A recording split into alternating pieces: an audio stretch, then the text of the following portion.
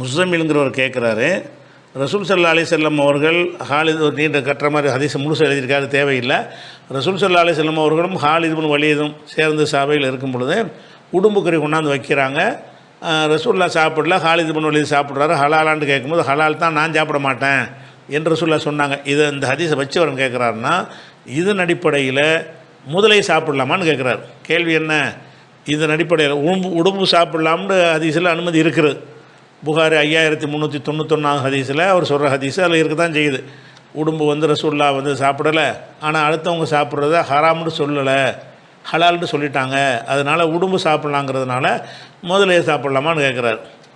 இப்படி முடிவெடுக்க முடியாது. உடும்பு சாப்பிட்லாம்னா உடும்புக்கு தான் அது பொருந்தும். முதலைங்கிறதுக்கு அது முதலையுடைய தன்மையை முற்றிலும் வேறானது. அது முதலையை சாப்பிட்லாமாங்கிறது நீங்கள் தனியாக தான் பார்க்கணும். இந்த உடும்பை வச்சுக்கிட்டு முதலையை சாப்பிட்லாமா, ஓனானை சாப்பிட்லாமா, அந்த பச்சோந்தியை சாப்பிட்லாமா, அதே மாதிரி இருக்குன்னு நிறைய அப்படிலாம் நீங்கள் பேச முடியாது. உடும்புக்கு வந்தால் உடும்பு தான், அதோடு நிறுத்திக்கிறணும். அல்லது பொதுவான அளவுகோல், அந்த ஹராமுக்குள்ள அளவுகோல் இருக்குல்ல, விஷப்பல் உள்ளது, அந்த மாதிரி உள்ள வச்சு அப்படி முடிவெடுக்கலாம். அதெல்லாம் இதில் இல்லை. அப்படி இருக்கும்போது முதலைக்கு என்ன தனியாக தான் முடிவெடுக்கணும். முதலையை பொறுத்த வரைக்கும் அதில் 2 விஷயம் இருக்குது. ஒன்று, முதலைங்கிறது அது தண்ணீரில் கடல் வாழ் பிராணி.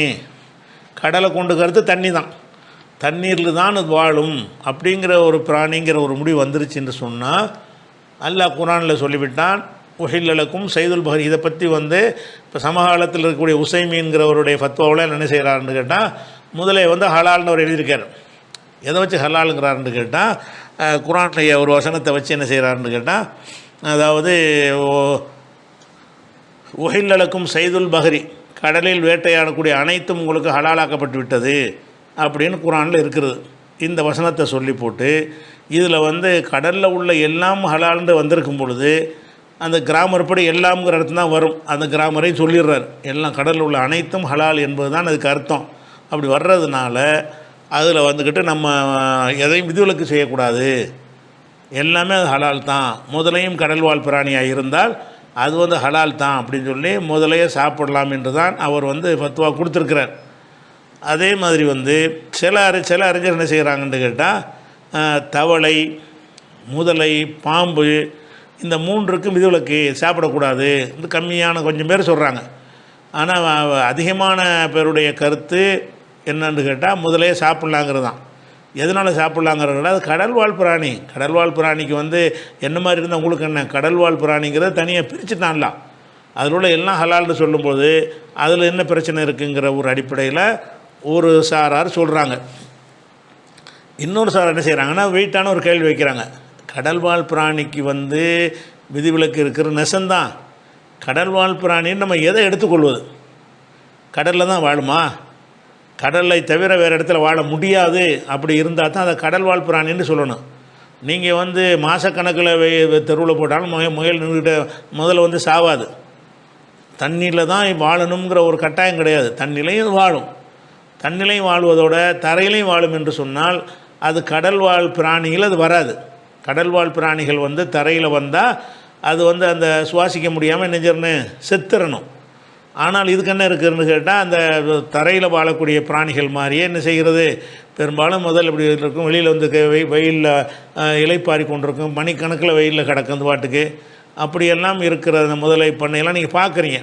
அப்போ தண்ணியில் தான் இருக்குங்கிற ஒரு நிலை இதில் இல்லாதனால இதை கடல்வாழ் பிராணின்னு நம்ம சொல்ல முடியாது. கடல்வாழ் பிராணிக்கு அர்த்தம் கடலில் மட்டும்தானே வாழணும். இது கடல்லையும் வாழுது, வெளியிலையும் வாழுதுங்கும் போது பொதுவாக அந்த கோரைப்பல், விஷப்பல்லுடைய அளவுகளை தான் இதுக்கு பொருத்தணும். இதுக்கு விஷப்பல் இருக்குது, இதுக்கு கூர்மையான விஷப்பல் இருக்கிற காரணத்தினால முதல்ல சாப்பிடக்கூடாதுன்னு சிலர் சொல்கிறார்கள். இதுதான் எனக்கு பொறுத்த வரைக்கும் சரியாக தெரியுது. ஏன்னு கேட்டால், இது கடல்லையும் தரையிலையும் வாழ்ந்தால் அது எப்படி கடல்வாழ் பிராணின்னு சொல்ல முடியும்? கடலில் தான் வாழுதுன்னா கடலில் தான் வாழணும். வெளியே வந்துருச்சுன்னு சொன்னால் அது கடல்வாழ் பிராணிங்கிற வெளியே கொஞ்ச நேரத்துக்கு உயிரோடு இருக்கிற விஷயம் வேறு.